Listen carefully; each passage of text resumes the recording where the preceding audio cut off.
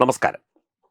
ഈ മത തീവ്രവാദത്തിൻ്റെ വിവിധ വശങ്ങൾ നോക്കുകയാണെങ്കിൽ നമുക്ക് സത്യം പറഞ്ഞാൽ അത്ഭുതം തോന്നും. അതായത് ഈ മത തീവ്രവാദികളുടെ തീവ്ര ആശയങ്ങളുമായി ഏതെങ്കിലും തരത്തിൽ എതിര് നിൽക്കുന്ന സ്വമതത്തിൽപ്പെട്ട, അതായത് അതേ മതത്തിൽപ്പെട്ട വ്യക്തിയാണെങ്കിലും അവരെയും കൊല്ലണം എന്നുള്ളതാണ് ഇവർ പുറപ്പെടുവിക്കുന്ന ഏറ്റവും പ്രധാനപ്പെട്ട ആശയങ്ങളിൽ ഒന്ന്. അതായത് മതേതരത്വം പറയുന്ന മുസ്ലിം സമൂഹങ്ങൾ, ജനാധിപത്യം പറയുന്ന മുസ്ലിം സമൂഹങ്ങൾ ഒക്കെ തന്നെ ഈ മത തീവ്രവാദികളുടെ ശത്രുക്കളാണ്. നമുക്ക് ഈ മത തീവ്രവാദം വരുന്ന വഴികൾ, അതായത് ഇവർ ഏത് വിധേനയും എന്ത് ഉപയോഗിച്ചും അന്യ മതസ്ഥരെയും ഇവരുടെ ആശയങ്ങൾക്ക് എതിര് നിൽക്കുന്നവരെയും ഇല്ലാതെയാക്കും എന്നുള്ളതാണ് ഇവരുടെ ഒരു രീതി. ഇവരുടെ തത്വം തന്നെ അതാണ്. അവരെ ഇവരുടെ ആശയങ്ങളിലേക്ക് കൊണ്ടുവരിക എന്നുള്ളതിനപ്പുറം അവരെ തീർക്കുക, അവരെ ഇല്ലാതെയാക്കുക എന്നതാണ് ഈ മത തീവ്രവാദത്തിൻ്റെ അവർ മുന്നോട്ട് വയ്ക്കുന്ന ഏറ്റവും വലിയ സങ്കല്പം. നമുക്കറിയാം, ഇപ്പോൾ ഈ അത്തർ കച്ചവടക്കാരായിട്ട് നിരവധി പേർ വരുന്നുണ്ട്. നമ്മൾ പ്രത്യേകിച്ച് സർട്ടിഫിക്കേഷൻ ഒന്നുമില്ലാത്ത ഈ അത്തറുകൾ കൂടുതലും അന്യമതസ്ഥരായ ഹിന്ദുക്കളും അതുപോലെ ക്രിസ്ത്യാനികളുമാണ് ഇത് കൂടുതലും വാങ്ങുന്നത്. ക്ഷേത്ര ഉത്സവങ്ങളിലും പള്ളി പെരുന്നാളുകളിലുമാണ് ഈ അത്തർ കച്ചവടക്കാരെ കൂടുതലായി കാണാൻ സാധിക്കുന്നത്.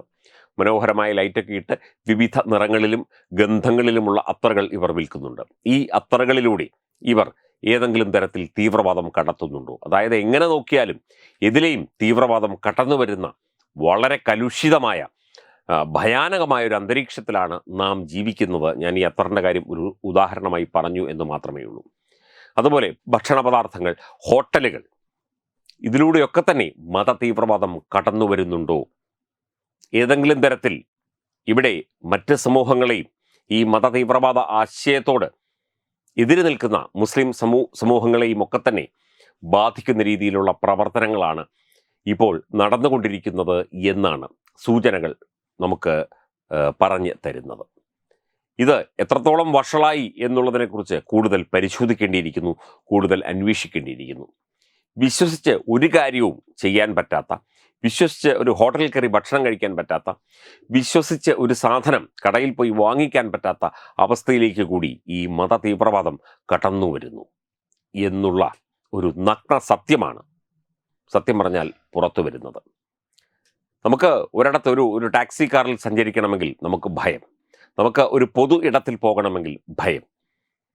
എവിടെ നോക്കിയാലും എതിലെയും ഈ മത തീവ്രവാദം കടന്നു വരുന്നു എന്നുള്ള ആ ദുഃഖസത്യം, അല്ലെങ്കിൽ പേടിപ്പിക്കുന്ന ആ സത്യം നമ്മൾ തിരിച്ചറിയേണ്ടിയിരിക്കുന്നു എന്ന കാര്യം കൂടി ഇതോടൊപ്പം നമുക്ക് ചേർത്ത് വെക്കേണ്ടതുണ്ട്. ഈ ഡൽഹി സ്ഫോടനവും ആയിട്ട് ബന്ധപ്പെട്ട് എന്തൊക്കെ തരത്തിലുള്ള പ്ലാനിങ്ങുകൾ, റിസിൻ എന്ന് പറയുന്ന ഒരു രാസവസ്തു വിഷമാണ്, അതേക്കുറിച്ചുള്ള വാർത്തകൾ നമ്മൾ കേട്ടു. നമ്മൾ അറിഞ്ഞോ അറിയാതെയോ എന്തെല്ലാം തരത്തിലുള്ള വസ്തുക്കൾ ഉപയോഗിക്കുന്നു. ഞാൻ നേരത്തെ പറഞ്ഞ അത്തറിൻ്റെ കഥയൊക്കെ തന്നെ. ഇതിലൊക്കെ തന്നെ മത തീവ്രവാദം കടന്നു വന്നാൽ നമ്മുടെ അവസ്ഥ എന്തായിരിക്കും, നമ്മുടെ ജീവിതം എങ്ങനെയായിരിക്കും, നമ്മളെങ്ങനെ മുമ്പോട്ട് പോകും എന്നതിനെക്കുറിച്ചുമൊക്കെ തന്നെ നമ്മൾ ചിന്തിച്ച് തല പുണ്ണാക്കേണ്ടതുണ്ട്. കാരണം അത്രയും ഭീകരമായ അവസ്ഥയിലൂടെ, ആ സാമൂഹ്യ അവസ്ഥയിലൂടെയാണ് ഈ മത തീവ്രവാദം ഒരു വിഷവസ്തുവായി, കൊടും വിഷമായി, കൊലക്കത്തിയായി കടന്നു വരുന്നത്. കൊല്ലുക, ഇല്ലാതെയാക്കുക, നശിപ്പിക്കുക. അത് സ്വന്തം മതസ്ഥരായാലും ഈ മത തീവ്രവാദ ആശയങ്ങൾ, മതരാഷ്ട്രം എന്നുള്ള ആശയങ്ങൾ മുമ്പോട്ട് വയ്ക്കുന്ന, മത തീവ്രവാദ ആശയങ്ങൾ, ശരീഅത്ത് നിയമങ്ങളൊക്കെ മുന്നോട്ട് വയ്ക്കുന്ന ആ രീതിയിലേക്ക് വന്നില്ലെങ്കിൽ സ്വന്തം ജാതിക്കാരായാലും അവരെ തീർത്തുകൊള്ളുക, സ്വന്തം മതക്കാരായാലും അവരെ തീർത്തുകൊള്ളുക എന്ന വികലമായ, പരുഷമായ, കലുഷിതമായ, ഭീകരമായ ആശയം തന്നെയാണ് മതഭീകരത മുന്നോട്ട് വയ്ക്കുന്നത് എന്നാണ് നിരവധി ഈ ഡൽഹി ബ്ലാസ്റ്റുമായിട്ടും മത തീവ്രവാദവുമായി ബന്ധപ്പെട്ട് നിരവധി സമൂഹ മാധ്യമ പോസ്റ്റുകളും അതുപോലെ തന്നെ വിലയിരുത്തലുകളും ഒക്കെ നമുക്ക് കാണാൻ കഴിഞ്ഞു. അതിലൊക്കെ തന്നെ ഇത്തരം ചില കാര്യങ്ങൾ കൂടി സൂചിപ്പിക്കുന്നുണ്ട് എന്നത് നമ്മൾ ചിന്തിക്കേണ്ട വിഷയം തന്നെയാണ്.